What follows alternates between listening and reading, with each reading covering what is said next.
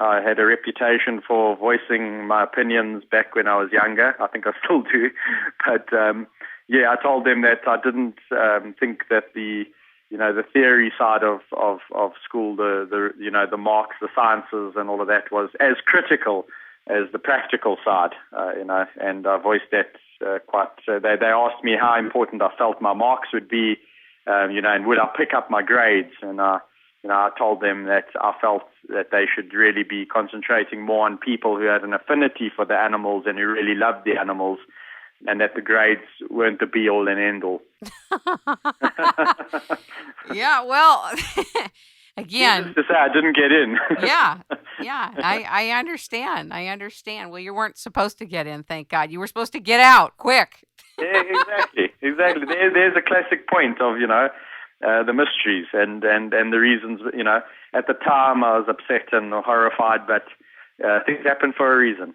And also your experience in England and it just not quite working out for you was really the silver lining and the beginning of you stepping into your full destiny. Well, yeah, exactly. Imagine I had found England okay and I'd got into a job and got into the rut there. We might not be having this conversation. You had talked about wanting to raise money for buying land for conservation, and I was wondering how that's going. Are you in a fundraising process? I know you're doing part of it through documentaries, but I was wondering how it's going. Yeah, this last year has really been, I don't know where it's gone. It's just flown by, and there's been so much on the go, which has all been really, really positive, which has been fantastic. But the trust that I've been wanting to set up, and I mean that we're actually busy as I speak on the phone to you, are busy with that because yes, that is something definitely for 2011, and it's really about giving back to the conservation. There's some projects that I've earmarked in Botswana, and the likes of there's one in South Africa as well. Where I feel they definitely need the captive ambassadors to help give them a boost.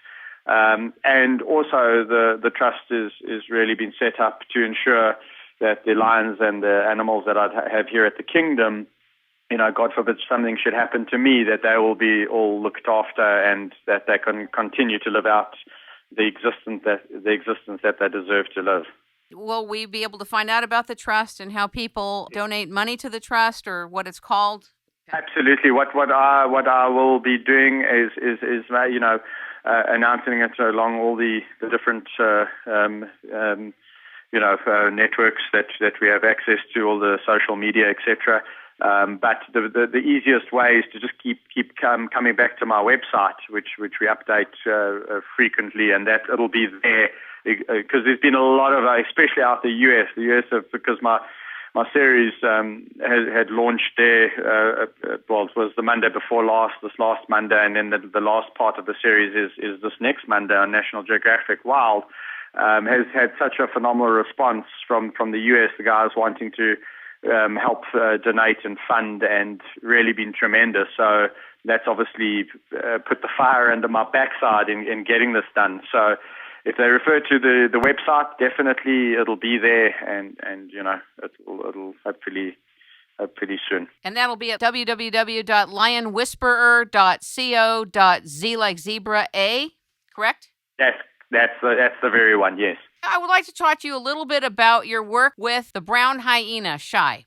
Okay, good. It's the first time I've ever been asked questions on the brown hyena in an interview, so I'm very excited. Talk a little bit about your experience with the brown hyena. Well, the brown hyena is a very secretive animal. It was thought to be solitary in these parts in Africa. Strong member of the hyena family. It almost looks like a werewolf. A lot of people don't know what the brown hyena looks like. They know what the spotted hyena looks like, but they don't even know that there are other hyenas. It almost looks like your German Shepherd Alsatian with these big bat kind of, Batman kind of ears. Werewolfy looking, really long, wiry hair, and it puts its hair up, when it gets a fright or it wants to look intimidating, it sticks its hair up, makes it look like 3 times the size, almost like a porcupine. And a lot of people have, these superstitions surrounding these animals, and In South Africa, they get killed all the time as problem animals, as vermin, basically. The farmers in the areas just hate them because they believe that they kill their livestock. And to a degree, it's true because obviously these animals are quite opportunistic. They're 99% scavengers, but they will take the opportunity to take down, a domestic animal if they can. However, it's again, it's due to human encroachment. It's due to people not crawling their animals properly. But when you get to form a relationship with one of them, they're the most amazing animals you'll ever get to meet. And just being accepted into the life of the brown hyena, it's just, it's amazing. And not many people, even want to really know about them. So it's, if I can get more people interested in brown hyenas, it will be excellent. I know that they have a bad reputation, hyenas in general, and that they have a stronger bite force than a lion, which I had no idea that was true. What do we need to know about hyenas, and how do you see their contributions in the wildlife kingdom?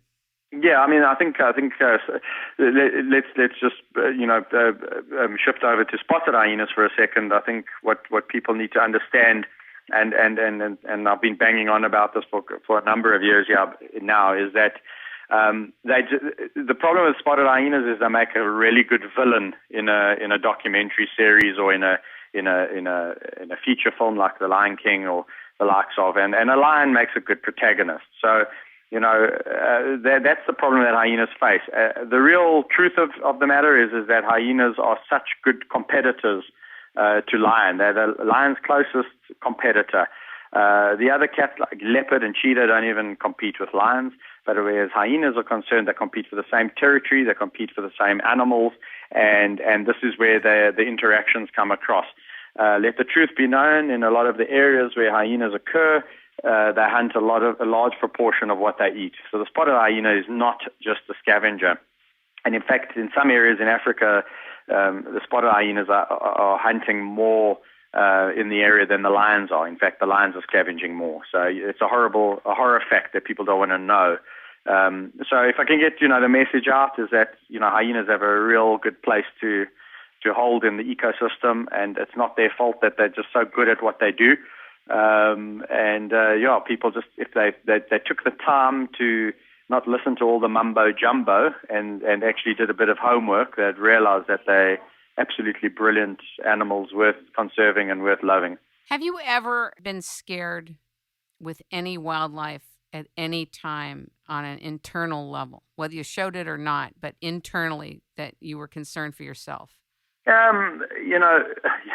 It's a hard one because I suppose each individual has got their level of what they would perceive to be as concern, and in the moment, there has been situations where I think yes, that was concerning, and then a day later, after mulling over it, I think to myself, no, I wasn't. It wasn't worth being concerned over. So maybe yes, there has been instances where I have been in a situation where I've misinterpreted the situation, and it's normally when you get into these situations where you are, stepping out of the norms, like a mother with her cubs, or a male lion who's mating with a female. So you really are exploring, the edges. And so I suppose yes. I mean, the answer is yes, but I suppose it's how you deal with it. I think the animals feel that too. There's probably instances where they walk away, or I walk away, and they go, "Sure, that was a close call with Kev. I was really scared. I thought I was going to get my head taken off, but sure, my heart was racing." Now, I noticed that you do not carry a stick, which traditionally happens working with lions. Tell the audience why you don't. Okay, the stick is just a false sense of security. Indeed. And it also takes up one of my hands, which I like interacting with.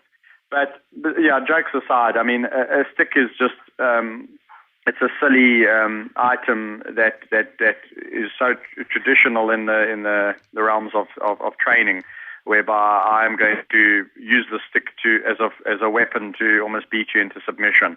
And whenever I, raise the stick, you know what's coming, and you can see, a lot of the animals. In fact,